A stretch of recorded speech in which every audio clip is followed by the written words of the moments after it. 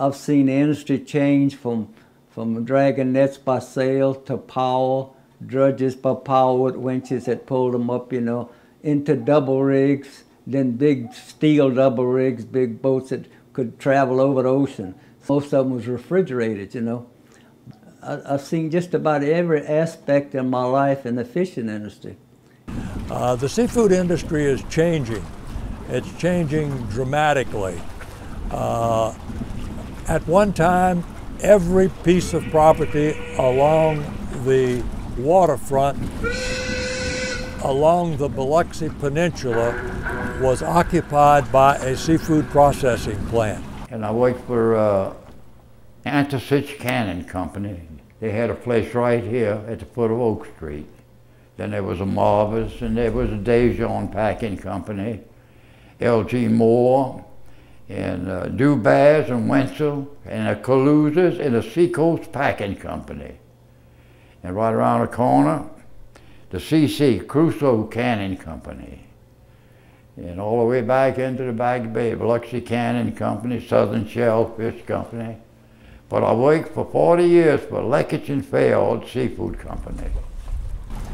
Today, there are only either 4 or 5 processors here.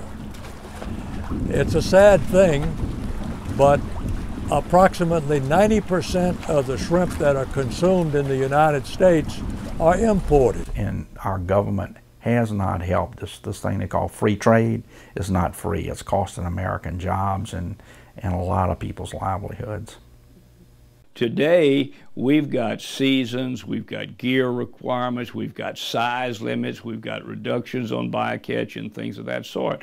And I'm not saying that's not the right thing to do. We do have to regulate better than we once did because we got a lot more people in the country. We've got a lot more development. The system will produce a certain volume of seafood. At one time, we had many more people going after it than we probably needed. No longer is that the case, especially following Hurricane Katrina, Wilma, Rita, and some of these storms, because if anybody has really been severely impacted by the storms, it's the fishermen. They lost their homes as well as, in many cases, their way to make a living, their gear, their boats, and so on. So they have really been impacted by these storms. We had some questions about whether we should rebuild or not. But it didn't take long. We said, let's go for it. Let's put it back up, do bigger and better, and see what happens in this industry.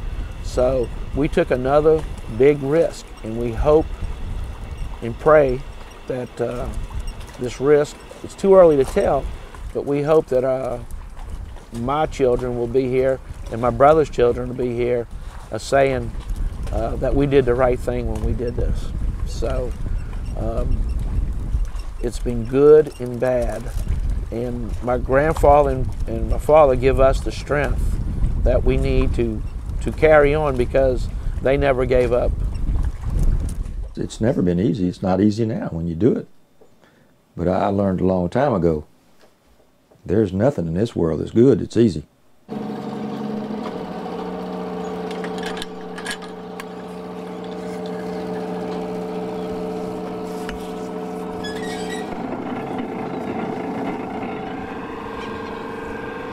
We have to have food, and the most healthy food you can get is from the ocean, wild caught fish. It's no longer like it used to be. But there were some good times and there was money to be made. You can still make some money if you work hard, but it's not quite the same as it used to be. What's going to happen if they don't let people fish and it's dying out? Nobody's going to know how to fish. Nobody's going to know how to build nets. Nobody's going to know. I mean, you don't go out in a year and learn how to be a commercial fisherman. You have to go with your father and grandfather and spend years and years and years, and you learn every time you go out. You can't just up and say, oh, I'm going to be a commercial fisherman, go buy a boat, net. You're going to lose your butt. And the country's losing that. We're losing our heritage. Biloxi at one time was called the shrimp capital of the world, and it's still, shrimp are very, very important to our economy. Oysters are very important to our economy. The oyster season is going on currently. We probably got anywhere from 150 to 200 boats a day with a minimum of 1, sometimes 2 and 3 people on the boat working the waters.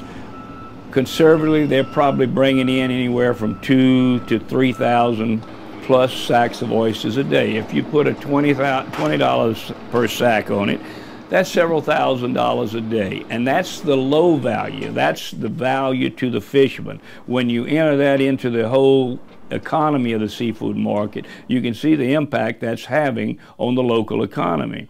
Well, and with the casinos coming in, of course, that's brought a whole different view to the coast, and it's not all bad, but I don't want to lose, you know, the idea and the feelings of who we are and what we've been through, and have our grandchildren think that gaming made us what we are today.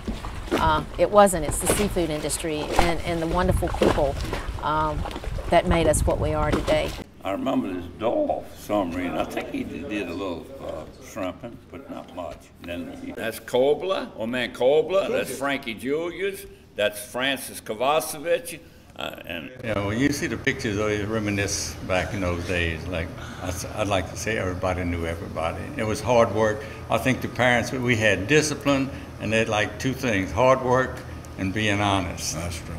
Their generation, their parents and grandparents came over here not speaking English, you know, and the reason why everybody was so close, they looked after one another because they're here in foreign. There was no safety net, you know, like you have, you know, some of the systems for human resources, human, you know, services that they have today.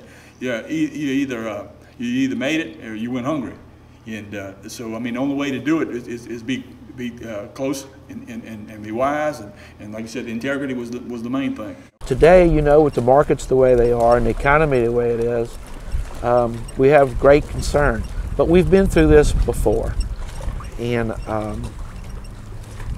I can't look negative on it. All I can think about is positive things, and just try to make sales every day and produce the best shrimp we can, and just hope that everything, if we do those things, we will survive. So that's what we're going to try to do. That's all we know how to do. That's all we know how to do. But we do have concerns, great concerns. This year the shrimp prices has finally got down to where we could compete with it, but our fishermen are dying. They're not making a living out of this thing, and it can't continue. It's got to be good for everybody, or it's not good for anybody in our industry, because if the fishermen are not making money, they're not going to stay in it. The processors are not making money, they're not going to stay in it. And the restaurants have to be able to make a profit when they sell it, or they won't use it. So it's very, very serious situation. But I think our future is bright. Fishermen are resourceful. We've been taught to be resourceful.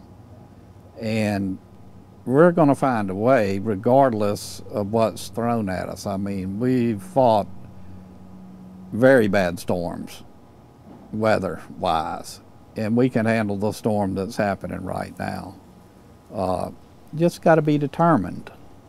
You know, if they stop us from one kind of fishing, we go to another kind of fishing. There's always a way to do what you are meant to do.